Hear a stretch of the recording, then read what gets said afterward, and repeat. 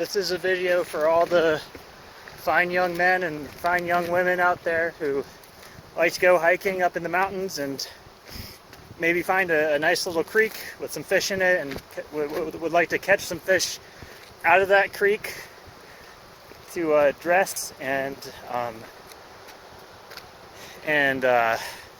maybe lightly salt and pepper, and then fry it in butter on each side until it's got a nice crispy skin on it, nice crispy browned golden skin, because that color is where all your flavor is going to be.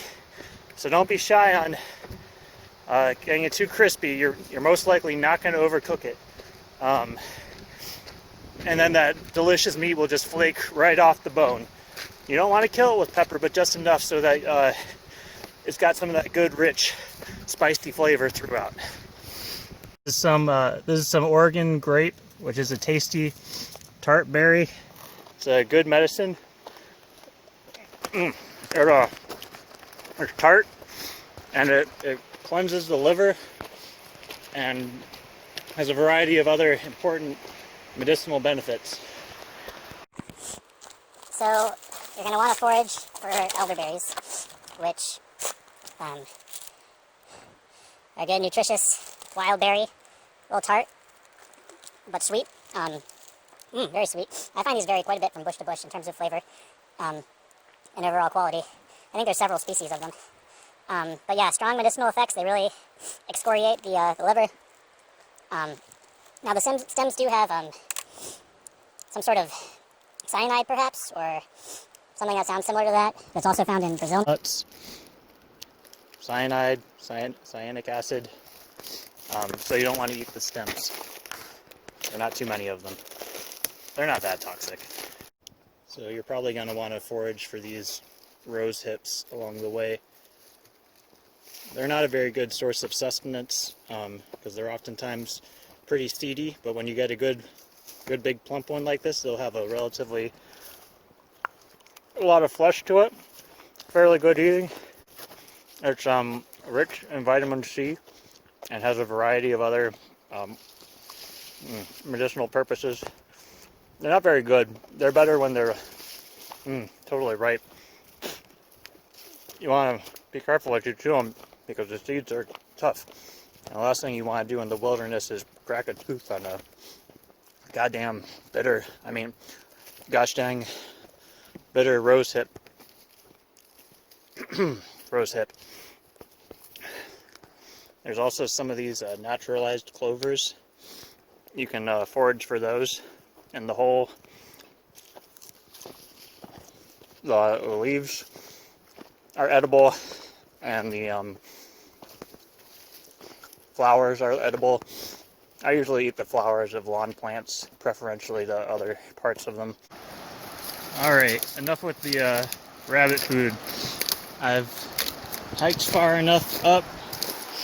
I don't think a lot of people really fish up here that much. I don't think I'm likely to see anyone else. So I should have a nice peaceful time fishing. While you're out here, you may want to forage some of this cedar. This is a western red cedar. It's very rich in vitamin C, which helps keep the scurvy down, and was important to early explorers and Native Americans. Early explorers who were Native Americans, and you can make a tea out of this. Some trees taste better than others. Well, if a person sees some water like this, she or he is probably bound to fish it. It looks pretty good, pretty fishy. So I'm going to go down here and string up and show you how it's done. I was thinking about how I should start this video. If I were a young person just starting out, what would I need to know? And the first thing is, well, here's some Green's Mountain Ash. Green's Mountain Ash. It's an ornamental, used as an ornamental, also a wild plant. I honestly don't know if those berries are edible, so I won't eat them. But the first thing you want to do And the first thing you need to know, I'm sorry I have to say this, is go where the fish are. And they're gonna be in basically the deepest, slowest, most oxygenated pools that they can find. So this pool here seems like it fits the bill. It's quite large relative to this creek, and I'm confident that we'll pull out some 6-inch rainbows or so. So I'll get strung up. So once you're strung up, you want to set your drag appropriately for the size of fish you're going to be catching. Basically, you want to make sure there's plenty of give in there for the size of the fish. This seems about right. I'm going to take it 1 notch lighter.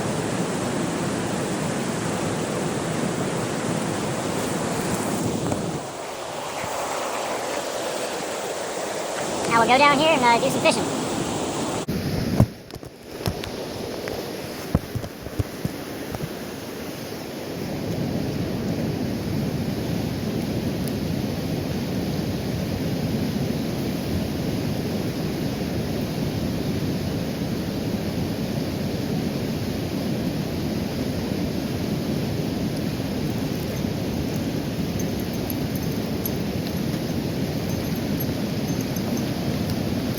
Looks like a little dink cutthroat.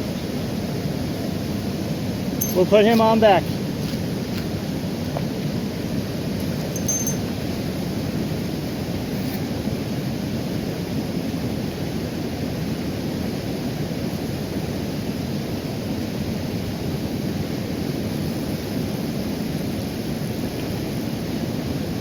Got off.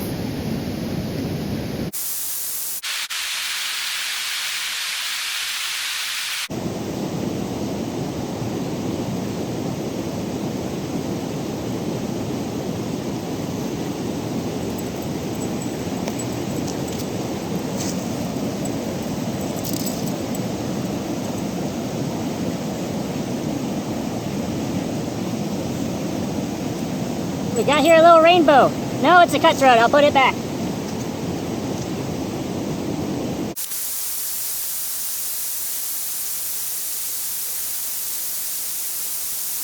There was one more fish in this hole.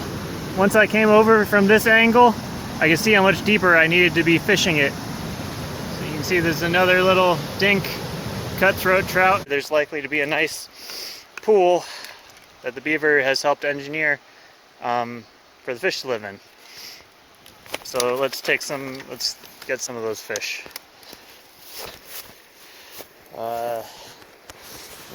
Don't know exactly where to put you. Maybe like this. All right. There's going to be quite a bit of action off the camera. So just watch me do as I say, not as I do. But right now I'm saying to do what I do, so do that.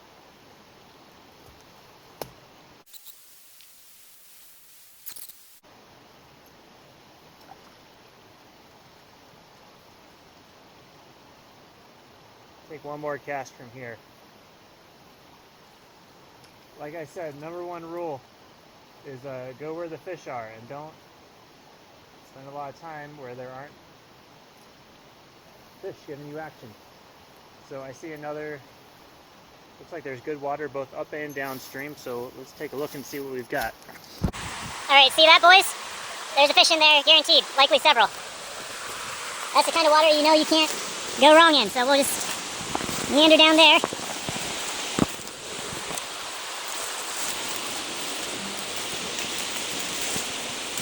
Oh, jeepers.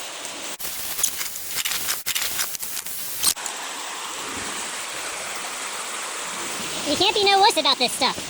You gotta get after it. Can't be scared.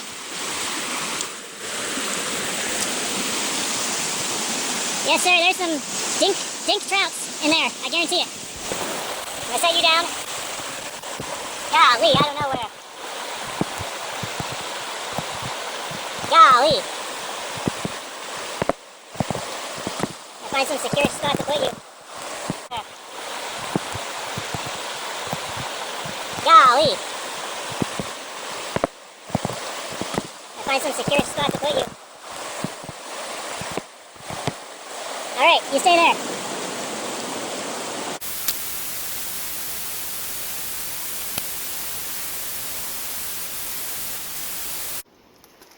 You're going to want to traverse this sketchy ass log over a disgusting pool of slime. You really got to get after it. You can't be no wuss and expect to thrive at small creek fishing. Sometimes, you know, you plunge through and you're hitting the, well, I don't want to say where, you get hit by some sticks and fall into a pool of slime. Disgusting. Oh God. You just can't be no baby about this stuff. God knows the fish ain't no babies. Except, well, they are small.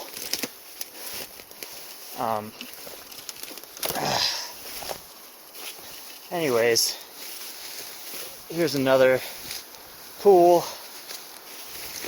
Oh shit. Ugh. That's the darndest thing. It's like sometimes you'll just fall through a hole and get wet feet no matter how good you've been doing. Oh God, it's just one of them things. Shit, I don't even see any darn fish in there. Oh boy.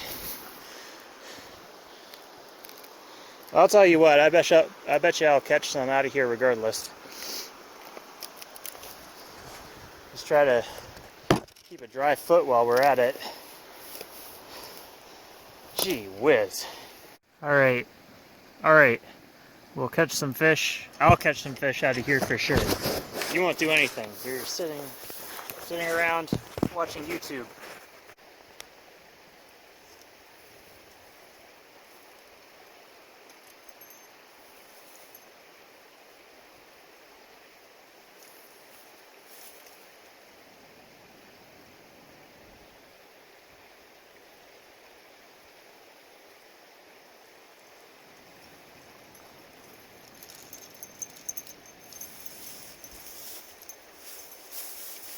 Daisies.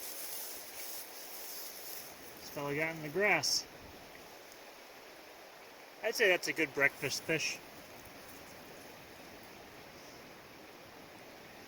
Just a regular rainbow, not even a cutthroat hybrid. So I'll keep it. Let's see. I'm gonna take you down so I don't knock you in the water.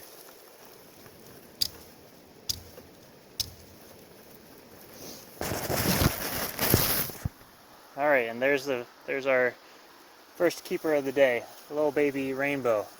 But man, I like to fry those up in butter. You know, dress them, salt them, and pepper them, not too heavy. And pan fry them in some butter. Get them nice and brown. Get the skin nice and brown and crispy. Oh boy, is that good! You'd be amazed. When they're fried up like that, I'll eat the fins, the tails. It's kind of like skin on fried chicken, real good. And healthy too. Little fish like that's probably about your daily protein needs. It's got the omega, whatever, fatty acids. So if I could just round up some fish like that, I'd like that fine, I think.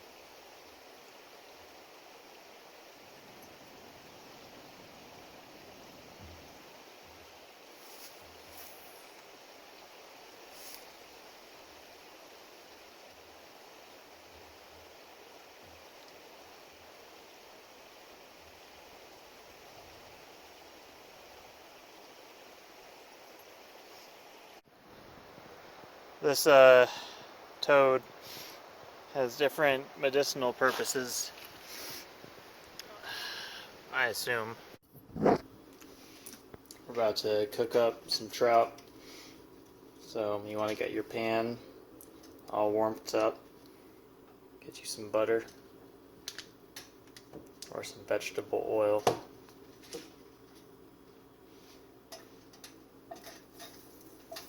Sucker on in there.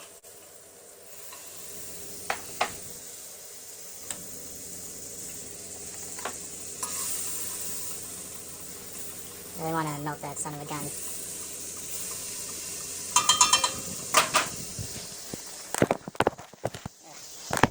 Now I've got a couple trouts today that I need to cook up, so I'm going to cook them both.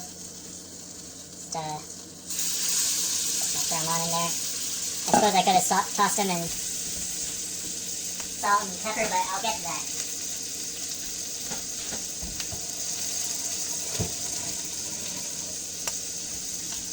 Isn't that beautiful?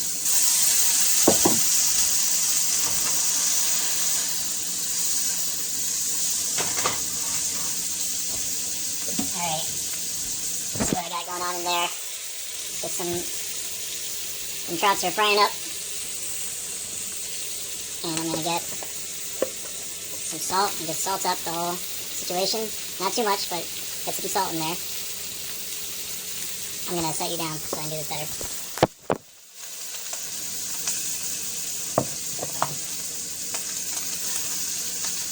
Some up in the belly, on either side.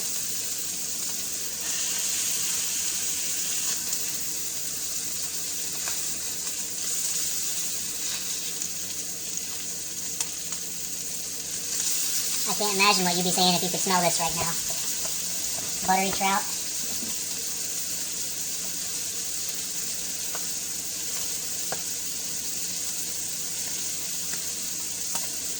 Alright, you don't want to season it to death because it's pretty good on its own. Alright, and I'll tell you how I like to do it, which is to let that skin get nice and crispy. Browns. So I'm just going to let that cook for a while, and we'll come back to it. Alright, I can't be mussing with this damn camera while I eat my dinner. I forgot about the video while I plated this trout. Its head stayed on the, well, on the pan. So, I'm going to show you how great this is. Comes right off the bone. You see that? Oops. See those bones?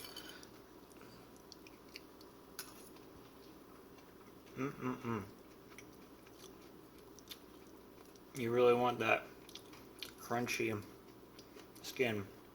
It's like the skin on a fried chicken or something. See how the bones just stay in there?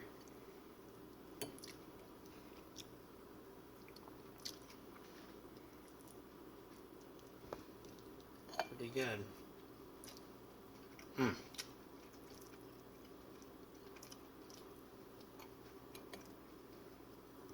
Alright, that's enough of you.